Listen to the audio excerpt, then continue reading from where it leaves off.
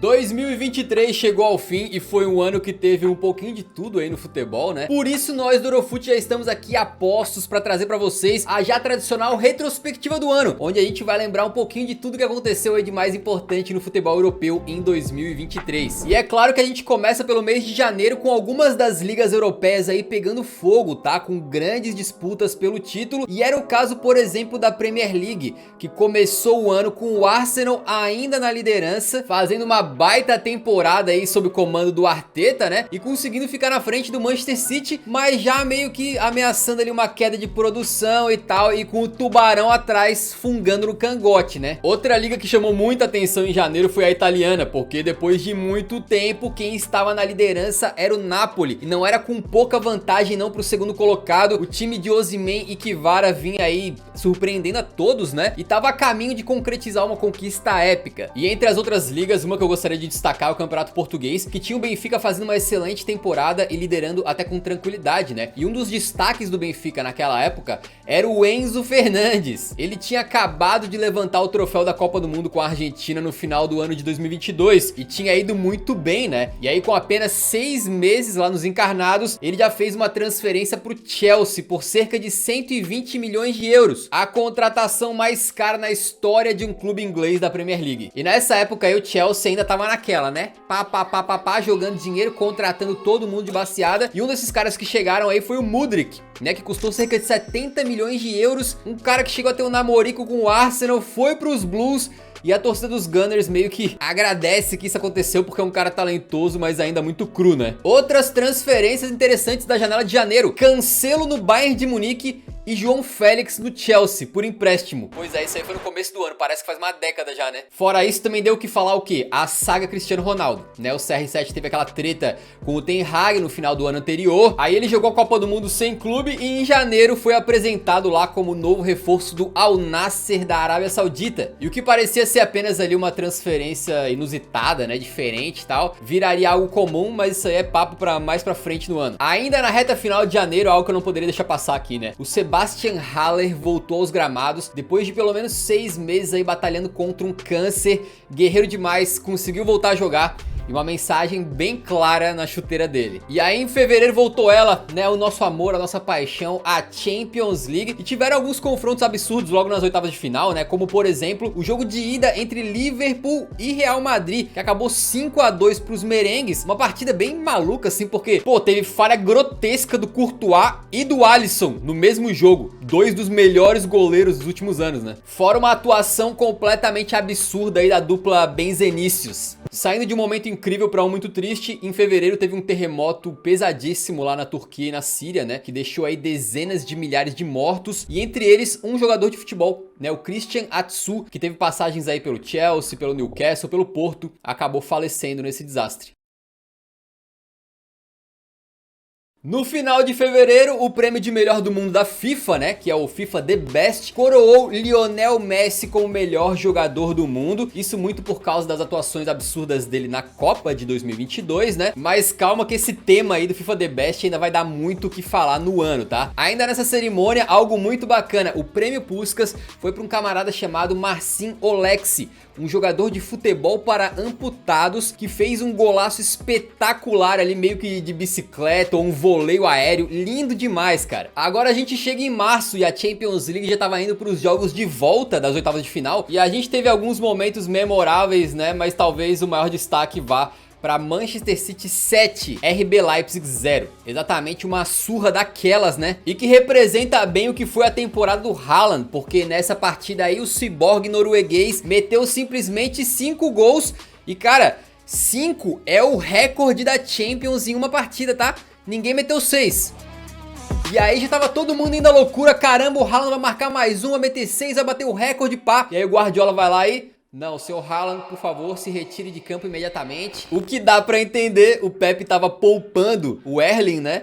Mas assim, fica um sentimento de frustração, né? Eu queria ver ele fazer o 6º na partida, pô. Só que o mais louco é que março de 2023 não teve só um 7-0 marcante. A gente teve 2. É o momento dos torcedores do Manchester United botar aí os dedos nos ouvidos, porque os Red Devils foram visitar o Liverpool lá em Anfield e saíram com uma pedrada de 7-0. Simplesmente a maior goleada da história desse que é o maior clássico da Inglaterra. Foi um massacre total e já adianto que não vai ser o único momento de tristeza para os torcedores do Manchester United nessa retrospectiva, né? Abril foi um mês agitadíssimo no futebol europeu, tá? É até difícil botar tudo que aconteceu aqui numa retrospectiva, a gente tem que resumir muito, mas vamos falar de Champions, porque era mês de quartas de final, tá? E um fato muito legal sobre essas quartas aí é que elas voltaram a ter 3 times italianos depois de 17 anos, e um confronto foi justamente entre esses dois. Napoli e Milan se enfrentavam e os napolitanos eram favoritos porque lideravam a Série A, estavam com um time muito bacana de assistir, mas o Milan vence o primeiro jogo por 1 a 0, o segundo fica no 1 a 1 e o Diavolo então classificou para as semis da Liga dos Campeões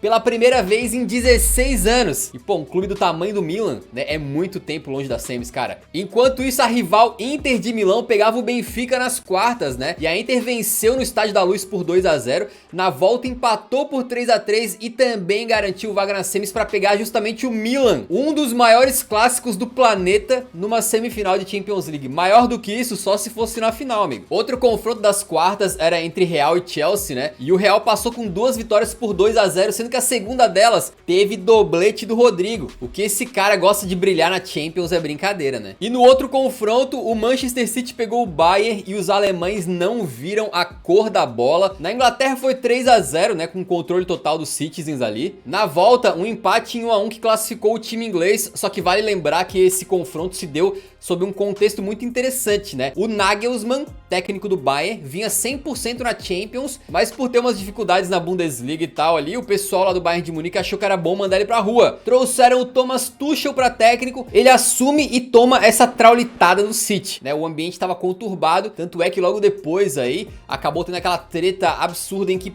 aparentemente, né, o Mané deu um socaço na cara do Sané. Esse aí era o ambiente no Bayern de Munique. E ainda no mês de abril, a gente teve um duelo decisivo pela Premier League. Tava com cara de final, beleza? Na 33ª rodada, o City de Pep Guardiola e o Arsenal de Mikel Arteta se enfrentavam em um confronto direto. É bom mencionar um pequeno detalhe: o Arsenal liderava a competição por 27 rodadas. E foi aí que Kevin De Bruyne e Haaland apareceram, né? O belga marcou 2 gols, o Haaland deu 2 assistências, ambos jogaram muito e o City estraçalhou o Arsenal por 4 a 1. E os coringas do Arteta que entraram em campo pensando que, pô, uma vitória isola a gente mais na liderança, acabaram saindo com um gosto muito amargo, porque o City ficou a apenas 2 pontos de distância do Arsenal, sendo que os caras tinham 2 jogos a menos. Então naquele momento ali, quem tava vendo a situação de perto e sabia o que tava acontecendo já cravou, né? O Arsenal perdeu a Premier League. Já era. Na Espanha, o drama era outro. Apesar de que o Barcelona estava com o título de La Liga encaminhado, eles tinham um El Clássico para decidir quem ia para a final da Copa do Rei da Espanha. E te falar que foi mais um amasso. O jogo era no Camp Nou, mas o Real Madrid de Ancelotti se sentiu em casa, beleza? Vini Júnior brilhou e abriu o placar. Depois o Karim Benzema invocou o Jiraya e meteu um hat-trick no jogo de volta da semifinal, que terminou 4 a 0 pro time merengue. E se em abril aconteceu muita coisa, chega agora o mês de maio, ainda mais recheado. Isso porque as ligas estavam chegando ao seu fim, né? E em La Liga, uma situação absolutamente revoltante que aconteceu foi o ápice do maltratamento dado ao Vinícius Júnior. Ele vinha sofrendo racismo em diversos estádios pela Espanha. Mas foi no mês de maio que teve o fatídico jogo contra o Valência, onde o Vini foi xingado pelos rivais a todo momento, reagiu e alguns tentaram pintar ele como vilão, como desequilibrado. Um momento absolutamente triste que a única coisa boa que saiu dele é a gente ver como o Vinícius Júnior é um exemplo e um cara forte. E obviamente a gente tem que estar do lado dele e de outros atletas que sofrem esse tipo de coisa, né? E nunca é demais dizer, o racismo não tem lugar no futebol e nem em lugar nenhum. Mas voltando pro campo e bola, maio foi o mês em que o Manchester City se sagrou oficialmente campeão da Premier League, completando aí 5 taças das últimas 6 edições desse torneio. É um absurdo o trabalho de Pep Guardiola. E claro, a gente não pode deixar de fora o fato de que o Erling Haaland chega no campeonato inglês e logo na sua primeira temporada bate o recorde histórico de mais gols marcados em apenas uma edição. Foram 36 em 35 jogos, o ciborgue é diferente. Pô, eu não sei qual energia que tava rolando no futebol nesse ano aí, mas foi uma pá de pipocada pra todo lado, né? A gente falou do Arsenal agora, que alguns não consideram que foi pipocada, mas deixou escapar o título, né? Se tiver algum torcedor do Botafogo aí assistindo, sinto muito. A sorte de vocês é que esse canal é sobre futebol europeu. Então vamos pra mais uma pipocada absurda que foi do Borussia Dortmund. Os caras surpreenderam muito, porque a gente sempre fala que a Bundesliga não tem graça, que o Bayern de Munique domina, aquela coisa. E depois de 10 títulos consecutivos dos bávaros, o Borussão chegou pra última rodada na liderança. Só precisava vencer e a taça seria deles. Só que o BVB redefiniu o conceito de amarelada, né? Os caras estavam jogando em casa, no Sigdal Iduna Park lotado, e só precisavam vencer do Mainz. Beleza? O Mainz não queria mais nada na temporada, tava no meio da tabela e vinha de 4 derrotas consecutivas. Esse era o time que o Borussia tinha que vencer. E eles perdiam até o último minuto. Conseguiram um empate, é verdade, mas não foi suficiente, porque o Bayern de Munique venceu o jogo deles lá e levou o seu 11º título consecutivo do campeonato alemão. Te falar um negócio, hein, cara, se o Bayern de Munique fosse o Batman, o Dortmund era o Robin, porque parece que às vezes os caras querem mais ajudar do que atrapalhar, né? E essa cena do Bellingham aí foi muito triste, cara. Enquanto isso, no alemão, quem saiu vencendo foi o Union Berlin do Urs Fischer, que terminou o campeonato em 4º lugar e se classificou para Champions pela primeira vez na sua história. Uma campanha maravilhosa de um clube pequeno e com uma cultura aí de encher os olhos, né?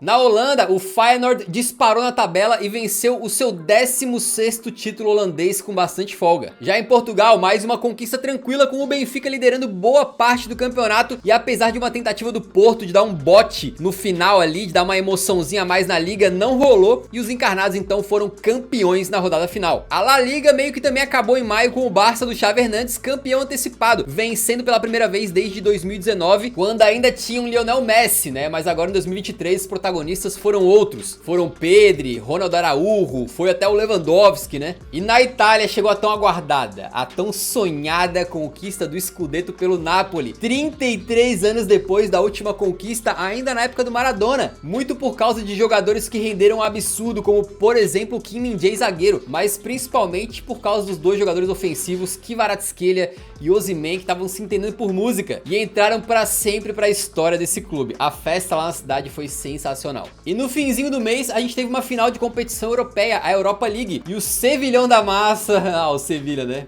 Pô, mais uma, é óbvio. Foi pra cima da Roma, do José Mourinho, né? Nos pênaltis, num jogo que simplesmente era inimigo do fim, porque teve, assim, do começo até a consagração do campeão, quase 3 horas de duração, amigo. Simplesmente o Senhor dos Anéis das partidas de futebol, né? Fora que essa foi a primeira final europeia que o José Mourinho perdeu. Nas semis da Champions, a Inter ia consolidando uma freguesia recente do rival Milan, né? Vencendo o primeiro jogo por 2-0, o segundo por 1-0.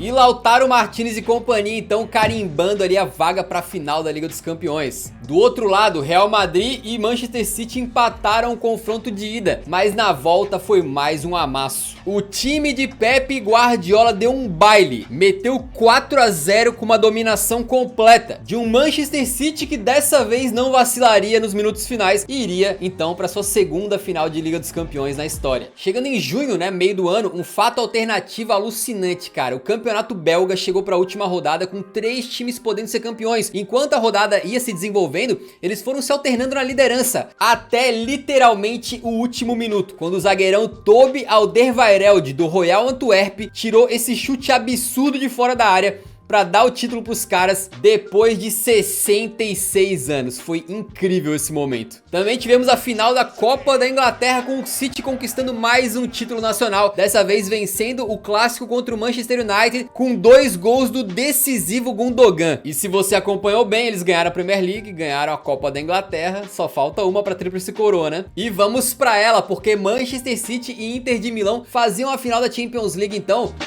E apesar de equilibrada e com alguns sustos da Inter, que jogou bem, o City conseguiu adicionar seu nome no hall de campeões com uma boa atuação do Ederson. E se o Haaland passou em branco, não dá pra dizer o mesmo do Rodri, que fez uma temporada absurda, marcou o gol do 1-0 e coroou essa campanha invicta na Champions League. E de quebra, a tríplice coroa. E você ganhar esses 3 troféus numa mesma temporada é muita alegria, né? Tanto é que o Grealish não parou de comemorar. O maluco bebeu simplesmente todo o álcool que existia em Manchester e tirou esse fotão fotão aí que resume a temporada, né? Que coisa mágica essa foto. Pendurem no Louvre, amigo. E a última final europeia, então, foi a da Conference League. O West Ham enfrentava a Fiorentina e apesar de alguns fatos lamentáveis ali por parte da torcida dos Hammers, a verdade é que a final foi dramática e eles venceram por 2-1, com direito a um belo passe do Paquetá no gol da vitória. E com o jovem capitão Rice erguendo a taça e encerrando uma seca de 43 anos do West Ham sem vencer um troféu. E na França, o PSG ameaçou passar um vexaminho, né? Mas garantiu mais uma vez o título da Ligue 1 para surpresa de 0 pessoas. Num final de ano conturbado para Neymar e Messi, que chegaram a ser vaiados pela torcida do Paris. E com a festa do título sendo uma festa entre aspas, né? Tava mais com aquele clima assim de fim de festa. E foi ali que se encerraram mais 2 ciclos de grandes jogadores no futebol europeu. Isso porque a gente abre o mês de julho com uma janela de transferências que começava então e prometia ser bem diferentona e foi. Começa que o Messi acertou com o Inter Miami e assim se despediu do futebol europeu, tanto ele quanto o CR7 indo embora no mesmo ano. É realmente assim aquele sentimento de fim de uma geração, né? E por falar no Chris, aquele movimento dele indo jogar na Arábia Saudita não foi algo isolado e nessa janela de transferências aí a gente viu muita coisa acontecendo nesse quesito. Um investimento forte do futebol saudita levou grandes nomes como Sadio Mané, o Karim Benzema, que era vencedor da Bola de Ouro de 2022, deixou o Real Madrid depois de mais de uma década no clube para ir pro Al Ittihad. E entre muitas transferências aí de alto nível, né? Mas a que chamou mais atenção provavelmente foi a ida do Neymar para o Al Hilal. Eu não sei vocês, né? Mas na minha opinião,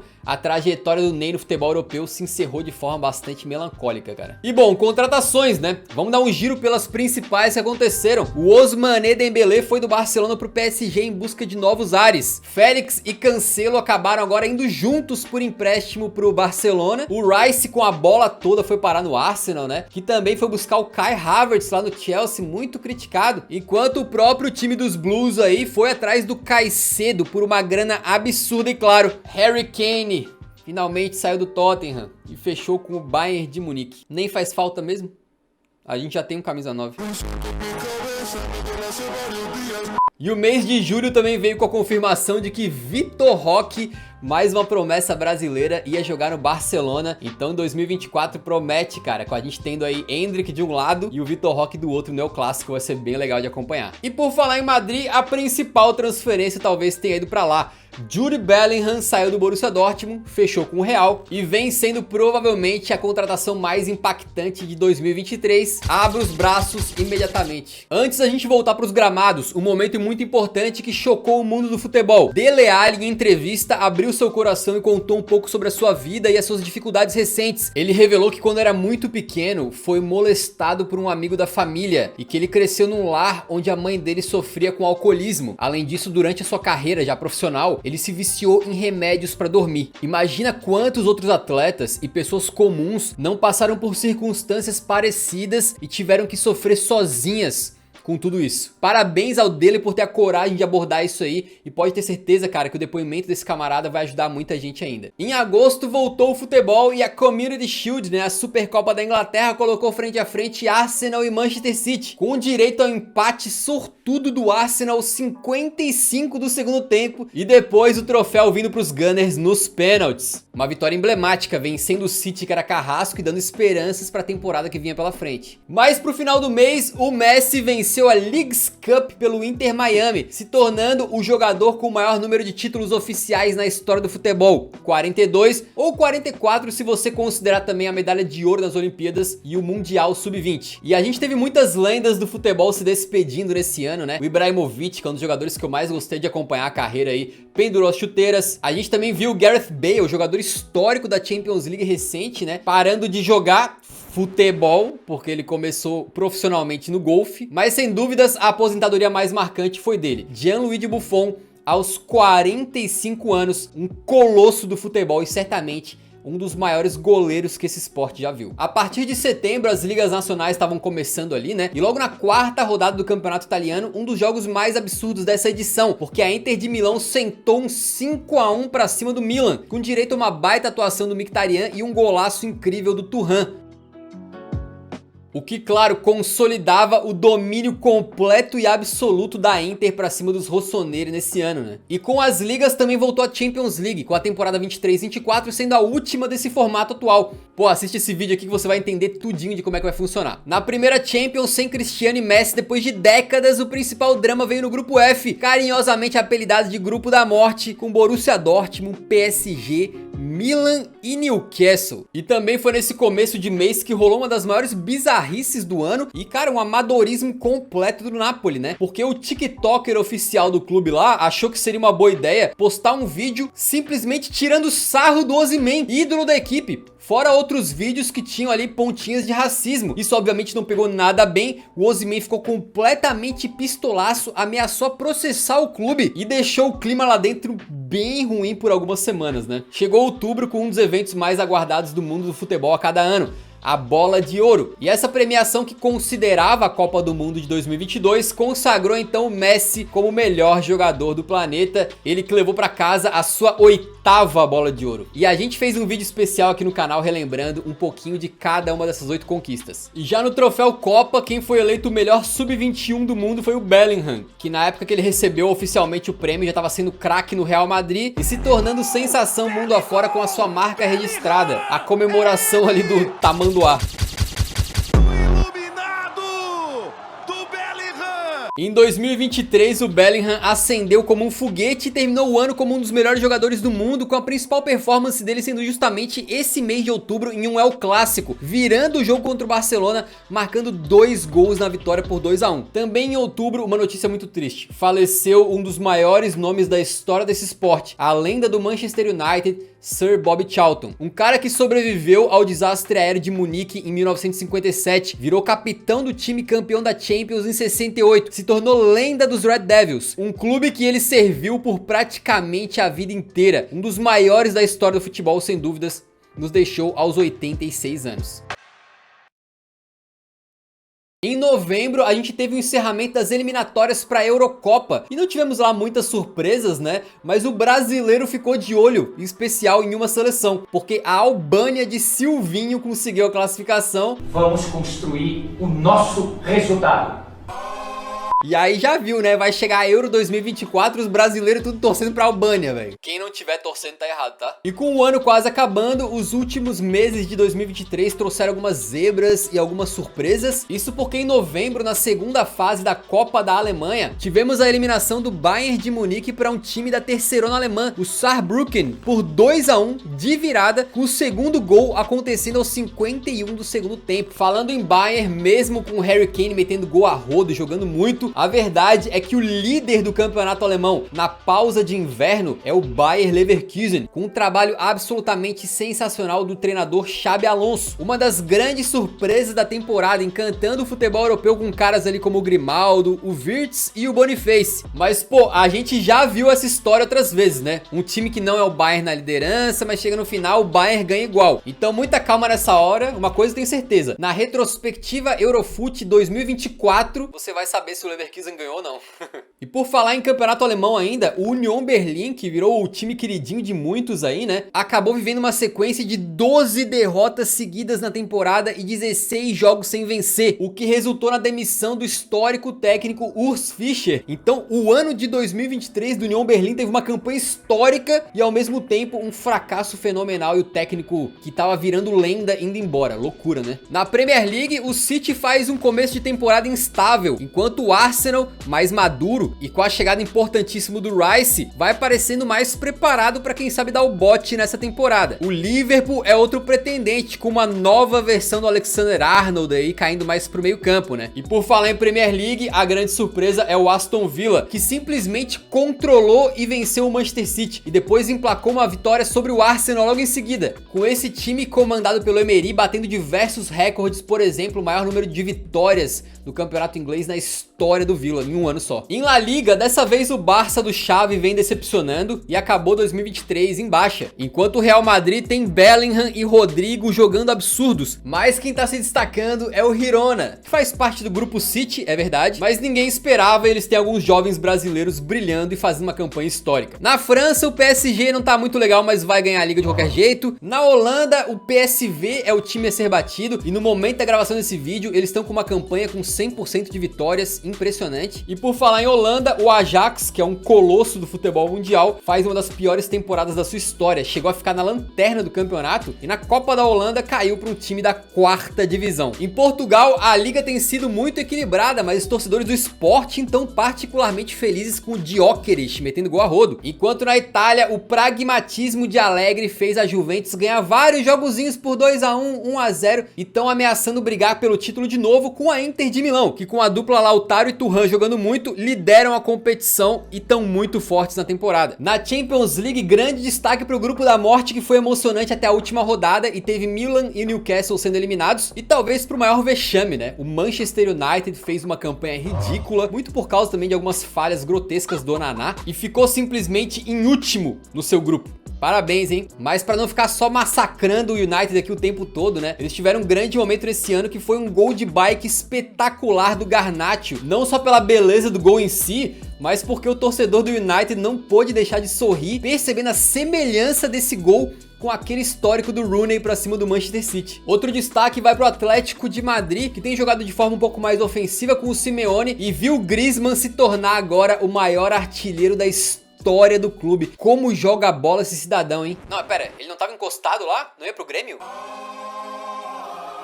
Por falar em Atlético de Madrid, pra não dizer que eu não falei, hein? Os caras tomaram um gol de goleiro. Exatamente, primeira rodada da fase de grupos. Vai o Provedel da Lazio pra área no finalzinho e testa pra fazer apenas o segundo gol de goleiro com bola rolando na história da Liga dos Campeões, cara. E no comecinho de dezembro nós tivemos a final da Copa do Mundo Sub-17, que consagrou a Alemanha da promessa Paris Brunner como campeã. E o roteiro talvez seja semelhante, né? Porque foi a Alemanha e França, empataram e foram pros pênaltis. E a França perdeu. Oh shit, here we go again.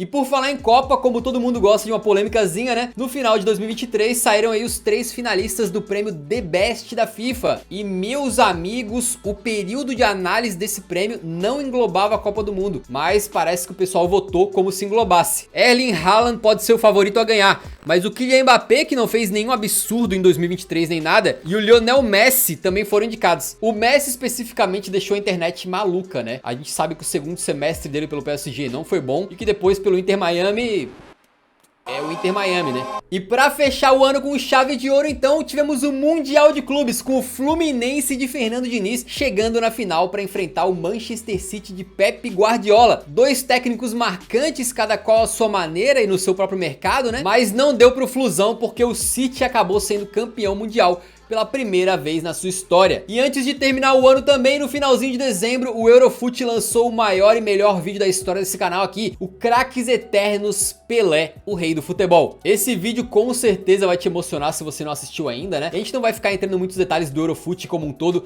mas foi um ano muito positivo para todo mundo aqui do canal. A gente lançou alguns vídeos especialíssimos aí que dão muito orgulho pra gente, tá? E obviamente fica o nosso agradecimento aqui, porque a gente sem vocês não é absolutamente nada, né? A gente só tá aqui fazendo vídeos porque vocês assistem, vocês apoiam. Se vocês gostam do nosso conteúdo, por favor, continue apoiando, que é a única maneira de a gente seguir tocando esse barco aqui, beleza? E antes de terminar, pô, vai nos comentários e deixa ali qual que você achou o momento mais marcante do ano inteiro. Muito obrigado por assistir o vídeo até o final. Deixa o like antes de sair, que ajuda muito o nosso canal. Nos vemos no próximo, então, grande abraço. Falou e até a retrospectiva 2024.